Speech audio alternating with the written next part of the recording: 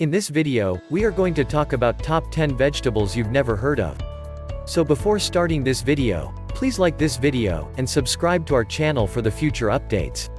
Vegetables, particularly obscure vegetables, are having a big moment right now. We live in a time when going to the local farmers market on the weekends and subscribing to local community-sponsored agriculture, CSA, shares are fashionable. You'll want to check out these 10 vegetables whether you're a vegetarian, flexitarian, vegan, or just a veggie lover. When it comes to dinner, all of us are creatures of habit.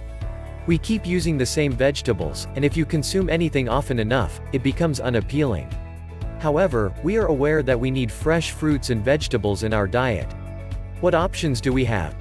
Do you think you don't like vegetables? Maybe you're just tired of the choices. The reality is that the world is full of nutritious, good, and flavorful roots, stems, and leaves, most of which you've probably never tried. Here's a list of the vegetables you've never heard of. Let's start. Number 10. Daikon radish. Daikon radish is a mild-tasting white radish that is rich in some nutrients and low in calories. Some people believe that radish is a superfood that can help with health. Whether or not this is true, daikon radish is a tasty addition to a variety of dishes, and it can be eaten raw or fried, depending on your preferences. In most recipes that call for turnips, daikon radishes can be substituted. Smaller radishes are better eaten fresh, whereas larger radishes should be cooked because the flavor changes with size. Number 9. Winter squash. Winter squash is a form of summer-growing vegetable that includes a variety of different squash species. The name refers to squash varieties that are harvested after they have completely matured. The squash seeds have completely grown at this stage, and the fruit's rind has hardened into a tough rind. The fruit is usually consumed fried. While there are several other varieties of winter squash, pumpkin is the most common example. Another example is spaghetti squash. Number 8. Calabash aka bottle gourd. The calabash is a fascinating fruit to research. The fruit can be harvested and eaten as a vegetable when it is young and immature. This is a popular practice in a variety of cultures, including Chinese cuisine, Pakistani cuisine, and Vietnamese cuisine. When the fruit is completely grown, however, it is often dried and used as a bottle. In reality, the plant has long been cultivated for the mature fruit's utility, rather than the immature fruit's capacity as a vegetable. Number 7. Dragon carrot. These deep purple carrots are a unique addition to the garden and to the plate, but their popularity is increasing. Carrots have a taste that is complex, with spicy and sweet notes. This makes them a lovely addition to salads or platters, and they stand out on the plate, though they can also be cooked like standard carrots.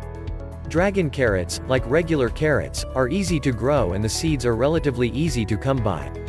Number 6. Fiddleheads. These may not seem exotic to residents of New England, especially Maine. They're a common vegetable dish in the area, and they're often served boiled, in a salad, or with mayonnaise or butter. Fiddleheads, on the other hand, are more likely to resemble alien appendages than vegetables in the rest of the world. The furled fronds of a baby fern are what they are. Since they are not grown and must be harvested from the wild, they are only found locally and seasonally outside of their native regions. Fiddlehead foraging is often only for experts. Not all ferns are edible, and some are poisonous, similar to mushrooms. They're nutrient-dense and well-known for their delectable taste. Fiddleheads are high in omega-3 fatty acids, fiber, and antioxidants, with twice the antioxidant content of blueberries. Number 5. Yardlong. These green bean pods from Southeast Asia are the ideal complement to any stir-fry. Despite their misleading name, they rarely grow much longer than half a yard. The speed at which they grow distinguishes them as a crop. Cultivators can notice substantial growth on a regular basis. Chinese long beans are another name for them. You can cook them in pretty much the same way as any other bean pods, and the flavors will be identical, but they'll add a lot of authenticity to your Asian stir-fry. They're high in fiber, as well as vitamins C and A. Number 4. OCA. Though this colorful root vegetable originated in the Andes of South America, it is also known as the New Zealand yam, due to its popularity in New Zealand following its introduction in the mid-1800s. While OCA is difficult to come by in North America, it is second only to the potato in terms of planted area in many parts of South America. Vitamin C, potassium, and iron are all abundant in this fruit. Since there are so many different types of OCA, the flavors can be very diverse. They are tangier and sweeter than potatoes in general, and can range from starchy to almost fruit-like in flavor. In reality, the New Zealand apricot variety tastes quite similar to its namesake fruit. Number 3. Romanesco. This bizarre-looking vegetable looks like a cross between cauliflower and broccoli. This vegetable, which originated in Italy, is now available at your local farmer's market. This lovely vegetable has a crunchy texture and a mild flavor. Vitamin C, vitamin K, and fiber are abundant in Romanesco. It can be prepared in a variety of ways. Blanch it and toss it with some pasta. Go easy with a hard, aged cheese and olive oil, or try this 3-ingredient pasta sauce. Try it roasted or sautéed with onions and garlic in olive oil. Don't be afraid to let the vegetable char a bit. Romanesco is also delicious on an Italian sub. Number 2. Sunchokes. Sunchokes are a high-fiber, low-calorie root vegetable. You may eat them raw or fried. Sunchokes are tubular, thin-skinned plants that belong to the sunflower family.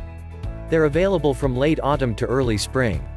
Sunchokes are high in iron, calcium, magnesium, and potassium, but be aware that they can wreak havoc on your digestive system. To put it another way, their unofficial moniker is fartichoke. Aside from that, they have a slightly nutty and sweet flavor and can be prepared in a variety of ways. They can be roasted, boiled, mashed, or fried, just like potatoes. Roasting them in olive oil until the skin caramelizes and the center is soft and creamy is my favorite process. Number 1. Cassava. Cassava, also known as yuca, is a starchy root that is edible. The cassava plant is native to Brazil and is an important part of Brazilian cuisine, but it has only recently gained popularity in the United States. The white flesh of the cassava root is protected by a thick, brown, waxy skin. The root itself contains traces of cyanide and must be handled with caution before consumption. To prepare the root, use a sharp knife to cut off both ends of the yucca root, then carefully slice down the length of the yucca. Working your thumbs down the length of the root, peel the skin off like a jacket until you're underneath the peel.